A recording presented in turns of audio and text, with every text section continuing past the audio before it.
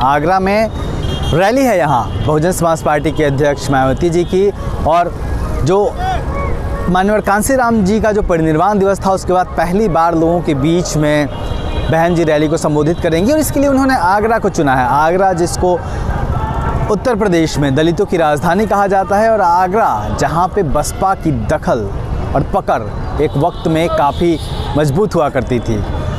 1984 में बहुजन समाज पार्टी बनी। उसके बाद जो 1989 का चुनाव हुआ था उसमें बसपा की धमक प्रदेश के इस ज़िले के लोगों ने महसूस की थी।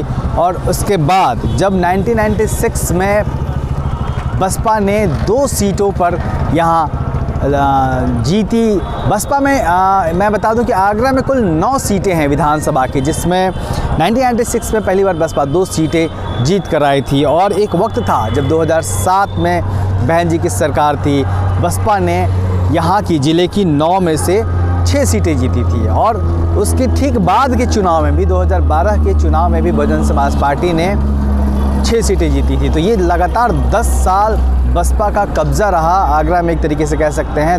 9 में से 6 सीटों पर बहुजन समाज पार्टी रही। लेकिन उसके बाद 2017 में जब हम आते हैं तो चीज़ें बदली और एक भी सीट बहुजन समाज पार्टी नहीं जीत पाई। फ़िलहाल आगरा की 9 सीटों पर भारतीय जनता पार्टी काबिज़ है। अब चुनौती यह है कि इस बार के चुनाव में बहुजन समाज पार्टी आगरा में किस तरीके से फिर अपने वो पुराने दिन लौटा के लेके आ पाती हैं। आगरा के लोगों के सामने भी एक चुनौती रहेगी कि जिस बहुजन समाज पार्टी को उन्होंने 6 सीटें जिता के दी, आखिर उसी बहुजन समाज पार्टी को 0 सीटों पे क्यों लाके खड़ा कर दिया। गलती किसकी थी? कार्यकर्ता कहीं कमज़ोर पड़ गए हैं या फिर बसपा की पकड़ ढीली हो गई? ये इस चुनाव में एक बड़ी परीक्षा होगी बहुजन समाज पार्टी की।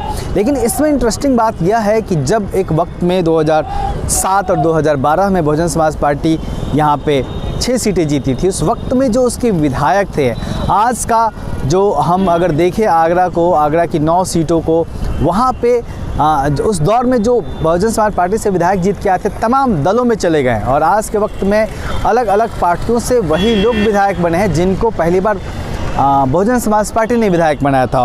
और इस बार आप देखेंगे कि जो आगरा की 9 में से 3 सीटें हैं और उस पे भारतीय जनता पार्टी की सीट पे जो उम्मीदवार खड़े हैं वो एक वक्त में बहुजन समाज पार्टी के एमएलए हुआ करते थे।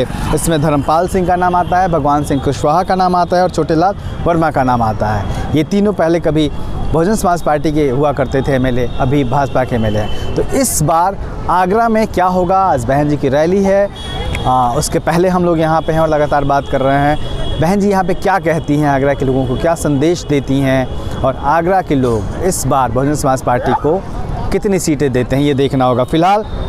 और आप देख सकते हैं कि किस तरीके से लोगों का जमावड़ा शुरू हो गया है और बसपा के जो समर्थक हैं वो आने लगे हैं। हालांकि कोरोना प्रोटोकॉल को देखते हुए सीट लोगों का जो पहुंचने का एक सीमित मात्रा में लोग पहुंचेंगे, सीमित संख्या में लोग पहुंचेंगे, क्योंकि इलेक्शन कमीशन ने लगातार कोरोना गाइडलाइन का पालन करने की सलाह दी है और एक संख्या निर्धारित की है। वो तकरीबन 1000 के करीब ही लोगों की रैली की परमिशन दी गई है।